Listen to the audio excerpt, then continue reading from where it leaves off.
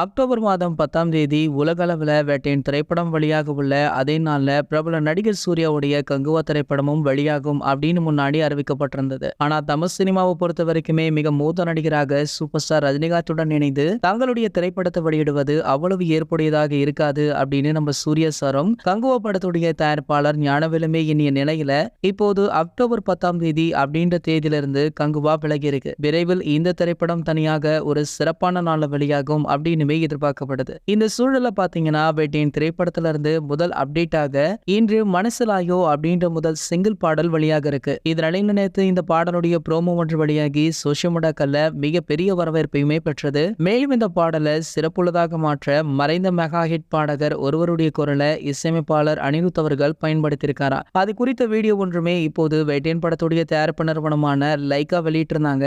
தமிழ் திரையுலகில் மறக்க முடியாத பாடகர்கள்ல மலேசியா வாசுதேவனும் ஒருவர். இந்த நிலையில சுமார் 27 ஆண்டுகள் கழித்து அவருடைய குரல் இப்போது சூப்பர் ஸ்டார் ரஜினி அவர்களுடைய படங்கள்ல ஏஐ மூலம் பயன்படுத்த உள்ளது. அதாவது இந்த சிங்கிள் ட்ராக் பாடலை இவருடைய வாய்ஸ்ல தான் பயன்படுத்தி இருக்காங்களாம். சோ இதுவுமே ரசிகர்களுக்கு ஒரு மிகப்பெரிய ஸ்பெஷலாக பார்க்கப்படுது. மேலும் லெஜெண்டரி பாடகர் மலேசியா வாசுதேவன் கடந்த 2011ஆம் ஆண்டு பிப்ரவரி மாதம் 20ஆம் தேதி காலமாக இருக்காரா. மேலும் நம்ம மலேசியா வாசுதேவன் அவர்கள் ரஜினி அவர்களுடைய படங்கள்ல 27 ஆண்டுகளுக்கு முன்னாடி ஒரு படத்துல ஒரு பாடலை பாடியிருக்கார் அப்படின்றதுமே குறிப்பிடத்தக்கது. இது போன்ற சினிமா செய்திகளை பத்தி நீங்க உடனே தெரிஞ்சுக்க நம்மளுடைய செய்தி துளிகள் அப்படின்ற நம்ம சேனலை சப்ஸ்கிரைப் பண்ணிட்டு பக்கத்துல உள்ள பெல் ஐகானை கிளிக் பண்ணுங்க.